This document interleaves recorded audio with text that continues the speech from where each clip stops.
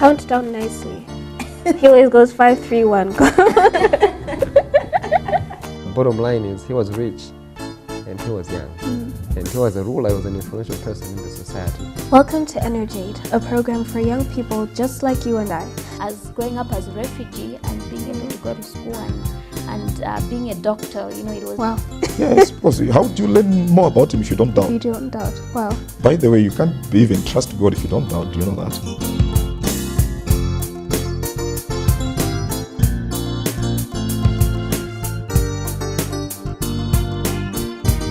Welcome to Energ-Aid, a program for young people just like you and I.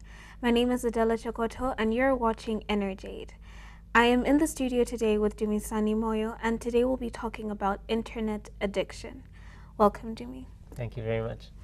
Before we actually dive into what an internet addiction is, we have talked about addictions before here on Energ-Aid. Not, you know, we've talked about alcohol and pornography, but now we want to talk about internet addiction. Yeah. So what is an addiction to begin with? Well, an addiction actually is a dependency on something. For example, if you find that your life cannot go on without a specific behavior or a specific substance, then it is considered an addiction. It's actually now that they've stopped calling it an addiction, and they've now started to say it is a dependency syndrome. Okay. So maybe just to make the definition easier, they've actually said that it is a dependency syndrome to not be able to live without a certain behavior or substance. Yeah. And we see that with the internet. Yes, we do see that with the internet, especially a lot nowadays. Yeah, we do. With all the social media, we've got Instagram, we've got Snapchat, we've got Facebook, not so much.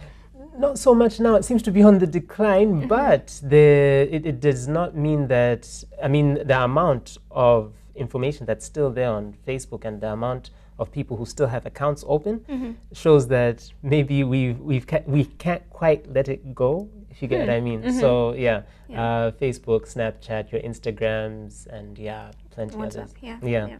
And what do you think are the effects, or what is the effect of social media on a young person? Well, there's a couple of them that I would mention. The effects are massive. There's quite a couple of them, but then I'll just mention a few. And the way that I'll put them out is, first of all, are the ones that you can see on the outside. Okay. For example, there are things like the fact that when a group of young people are in a room, you'll find that even though they're strangers, the first place they'll go to is actually to their phone or to their tablet, where they don't have to look at the person who they're actually talking to or that is in the room with them. So that's on the social side, it's starting to seem as if there's some kind of withdrawal from actual human interaction. From actual human interaction, exactly. I'm guilty of that. Aren't we all? And so you find that in that aspect, there's that effect, the social side. We are so we say connected, but then there is so much withdraw from actual society, is one effect. The other effect is on the mind, which you really can't see as much. You'll realize that some people, because of being able to have the answer and always being able to be entertained by having the internet, whether it be that they can watch YouTube videos or they can watch something else, it can always be one more thing, you know, just this last thing. And people are not sleeping as much as they should. Yeah. One of the signs that you can see is, you know how you have your phone there or your tablet or even laptops. The light that comes from that screen is what we call blue light. Yeah. And usually that actually interferes with how a person will sleep. What we call the circadian rhythm. They'll actually interfere with that. So someone will be awake, they'll try to just one more until when they want to sleep they can't. So that's one of the other effects as well. The other effect that we have seen, so yes, there's that one of people are withdrawing. The other one is on the mind, but then the other place that we've seen effects is actually physically. You know how people have at a certain point there weren't as many people wearing glasses.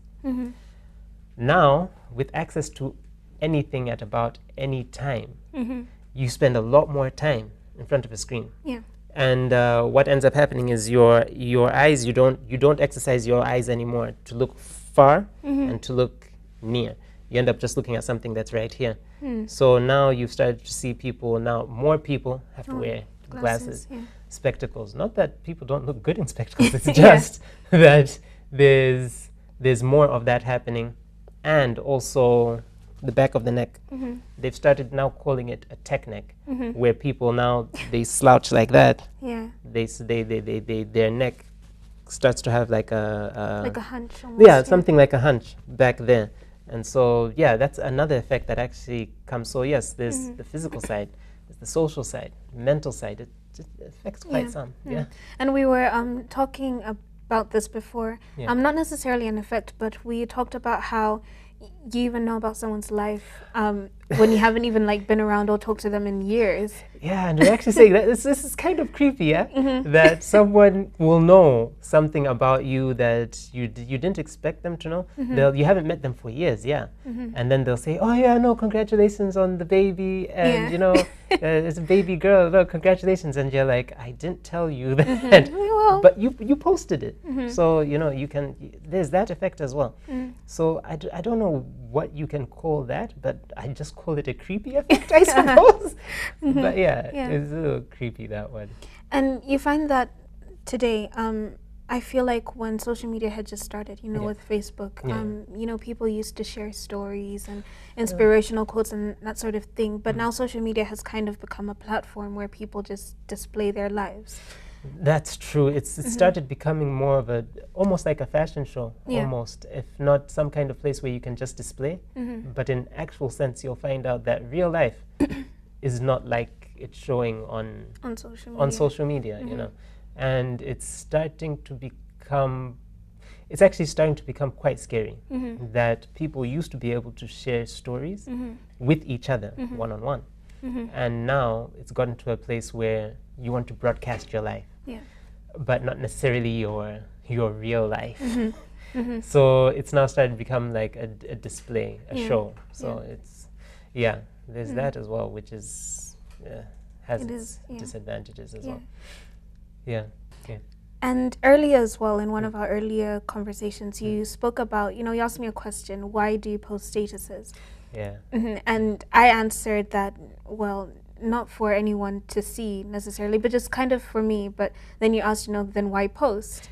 And you know, this is a funny thing, because I remember a lot of people, when you ask them, okay, why do you post anything on social media, really?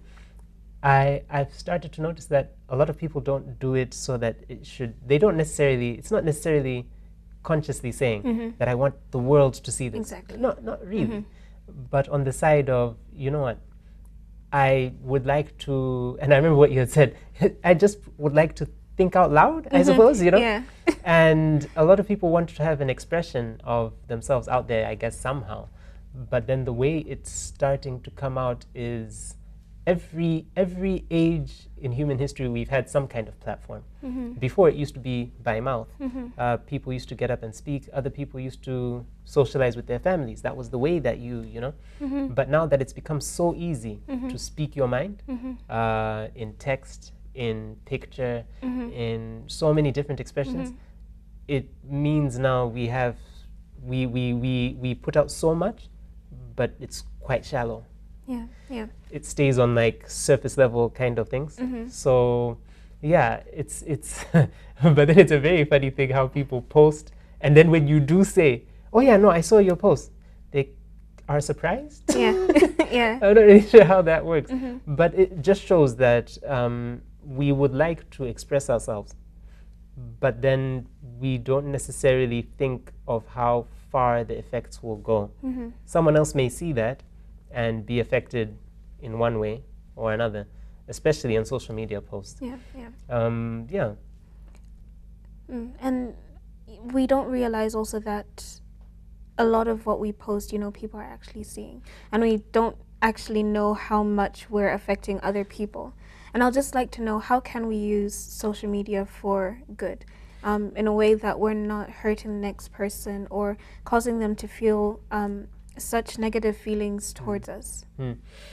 You know, it's been a question that I've had to face myself. When I did realize, or when I came to the realization that, you know those numbers that you see, likes, views, those things that you see, you can tell how many people are looking.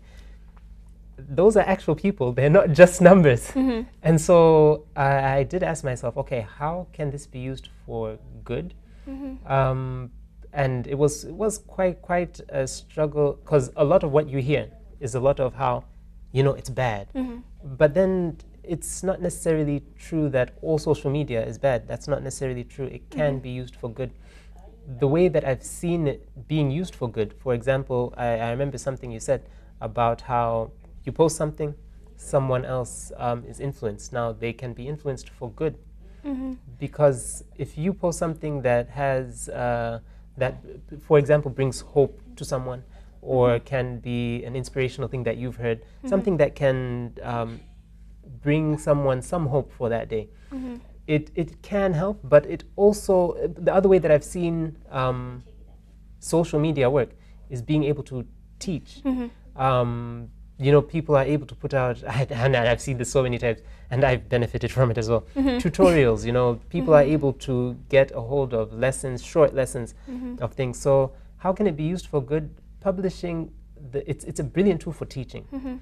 The internet is a brilliant tool for teaching. It's a brilliant tool for being able to socialize, keep contacts with people, not being able to lose contact with certain people.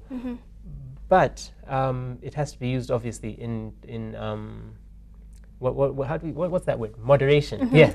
If it can be used in moderation and used for the right things, because, like I said, it's a tool. Now, a tool, as much as, like, for example, if we pick any tool, a hammer, used in the right way, a hammer can be one of the best tools in your toolkit. But then, if used for murder, if used for murder, that was dark. If it was used for murder, then it all depends on the person who is handling the thing, So so I would say the same thing for the internet. If you use it for things like learning, if you use it for learning the right things, if you use it for being able to keep people motivated, or even teach the right things, or to be able to give hope, or to uplift, that's the way it could be used, and to publish and to put out things that some people just didn't know. This is not an age where you would think people can be ignorant. Exactly. Because the internet allows for it to be that you get to grow your knowledge base from right where you are. So yeah, that's how I would say it can be used for good that way, considering that as long as your mind is in that kind of mindset, then it can be used for good. Yeah. And you mentioned moderation. Yeah. And I like that, because we are still talking about internet addiction. We've talked about the internet part, but now we also want to talk about the addiction part. Yeah. Addictions are never good.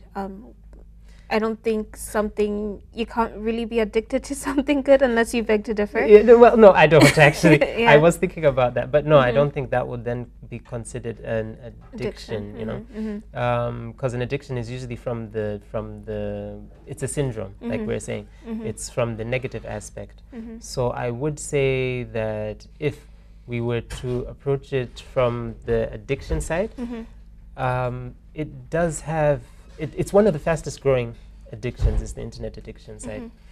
And I don't know exactly how to put it all in one place. You mentioned moderation. Yeah. And how, addictions can never really be a good thing unless you beg to differ. No. Actually, I wouldn't beg to differ. Actually, I thought about that once. I was like, no, can you be addicted to something good? Yeah. I don't think it will then be called an addiction. Exactly. At that point, I believe it would then be, I guess, a habit of sorts, and not a habit in a bad way, but maybe a hobby or a habit, but not necessarily an addiction. An addiction is actually more on the syndrome side. Yeah. So yeah, it's one of the fastest growing ones is the internet Yeah, addiction one. So exactly. so moderation indeed, yes, would be best. Now we want to talk about breaking the chains of addictions. I mean, we have talked about how social media can be used for good, but I think, you know, like you mentioned, moderation. Even if you are using it for good, I think you still need to break off from that, from the internet generally. So how can we break the chains of addiction? Actually, Adela, I did want to say this when it comes to addictions. Okay. There's usually a thought that comes by that, you know, all you should, the best way, especially when you talk about breaking the chains of it, we think that the first thing you should do is just go straight and just cut it completely off. Yeah. Which would probably end up, the problem with that is that would be best. But the problem is then, because it's an addiction, what you end up finding out is that the person will have withdrawal. Exactly, will have a withdrawal. If not, then they'll just replace their one addiction and replace it with another addiction. And so one of the things I have found to be very true in my own life in terms of addictions and whatever addiction it is, don't just empty out. Okay. There should also be something to replace. Now, in terms of the internet, we know that, I mean, there was life before the internet, as much as some people wouldn't believe that. But then there was life before the internet. I remember actually thinking about it. Some people say, okay, but what about cutting it off just completely, just like that? I wouldn't necessarily advise that for everyone. I would usually say cut down on it. Okay. For example, there's some people who I know or who have taken it on where they say, I am not online from this time to this time. You can only find me online at certain times of the day. Okay. That helps them to, and then they basically keep a simple phone, one that doesn't use the internet, but that they can receive calls, receive messages. It's fine, and it does require some discipline, which is one of the things. Imagine. Yeah, it does. You know, it's quite a tough thing, especially when you're so used to, here's a question, or you have it in the middle of an argument, you go like, let's just Google it. Yeah. And you're like, no, Always. okay, guys, how about let's discuss this out. Let's go. I mean, Let's actually think about this. But also, there's one of the arts that has been neglected of late, which is books. I have found that replacing instead of reading your text the last thing you do at night, take out a book. You can read it. It doesn't have light reflecting, and disturbing all that. And so I would usually say, when it comes to addictions, find those things that you can replace with, whether it be books or whether it actually be talking to people, even if it means a phone call. And so you'll find that instead of just emptying out, you're filling in the spaces of time that you're able to say, okay, fine. But the other thing that you also want to look at is, what are the triggers? What is it that actually makes you always go back to the phone or back to your tablet or to your laptop? Why do we always go back? And if you can find out what those triggers are, for the internet, one of the biggest things is, I'm bored. And you just go like, no, I'm bored, let me just go see something, let me just go watch one clip. After that, and it just spirals from there. And your day is gone. The day is gone, and and it goes so quickly. And what have you actually achieved? Almost nothing. So when it comes to the moderation side, I'll basically say this: figure out what the triggers are. Is it because of just being bored? If it's not just about being bored, it could, with other people, it could be something else.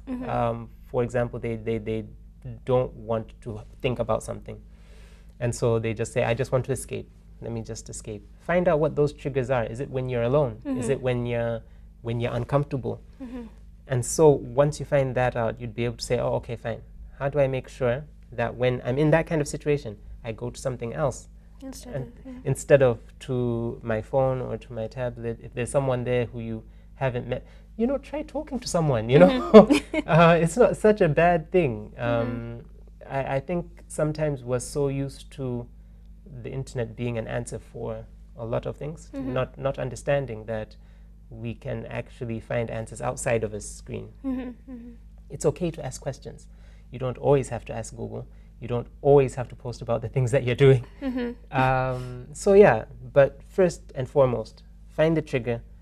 And I have always found it very useful. This is at least for me. Prayer helps a lot in terms of breaking the chains of addiction. And this is any addiction, really, not just the internet.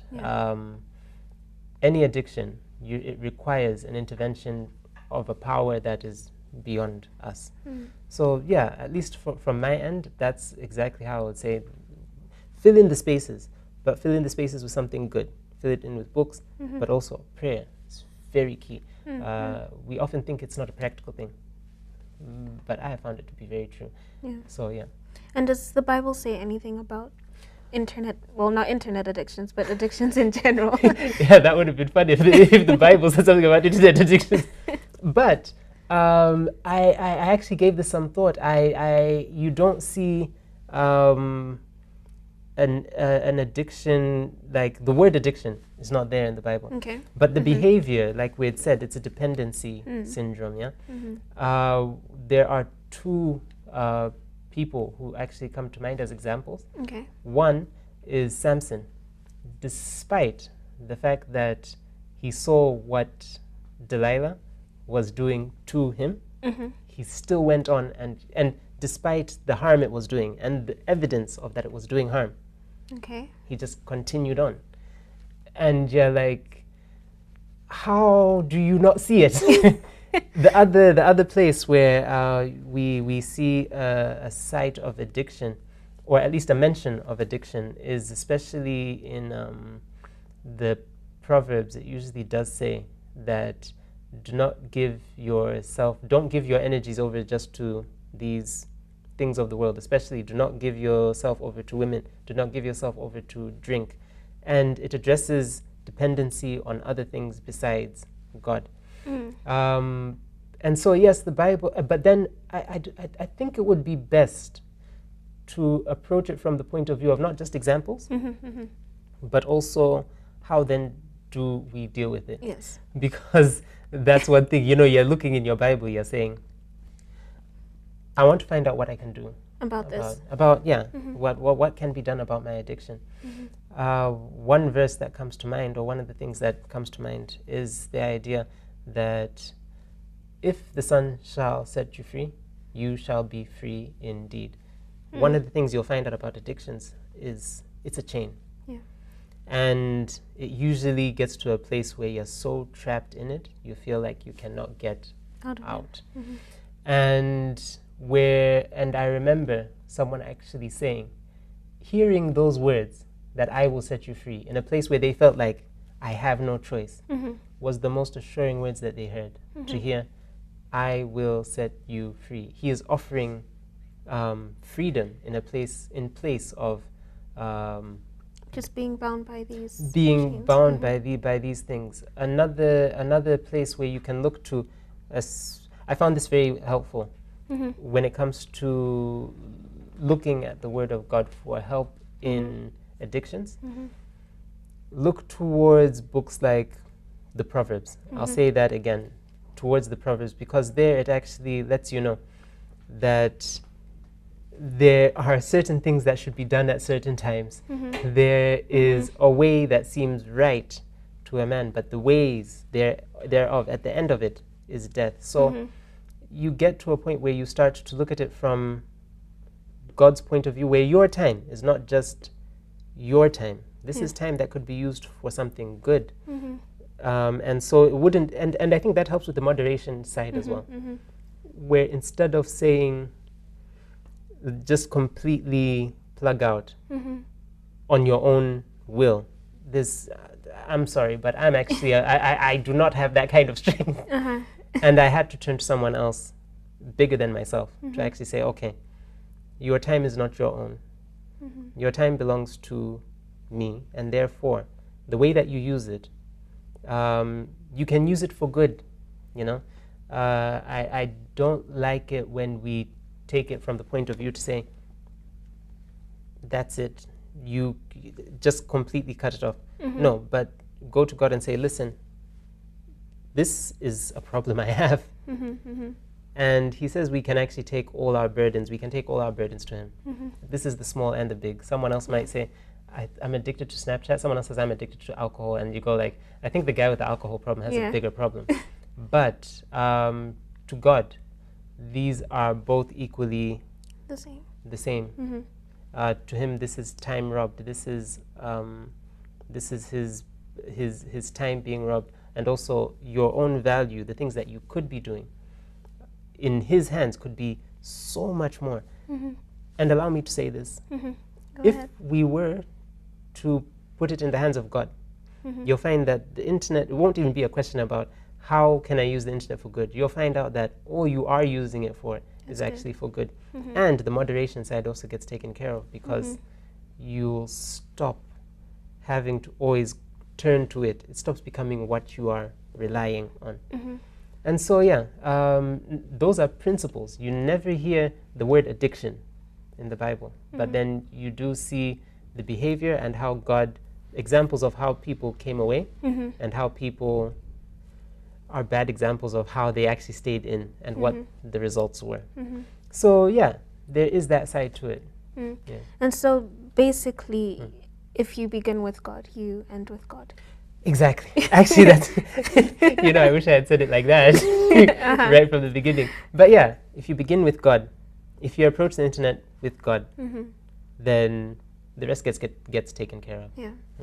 Well, thank you so much for joining me today. Thank you very much, Adela. That was Dumisani and I on internet addiction. I really hope that you have been blessed and inspired, and that your life has been changed with this program, or maybe your friends of yours. Join me again next week. Remember, you can do all things through Christ who strengthens you.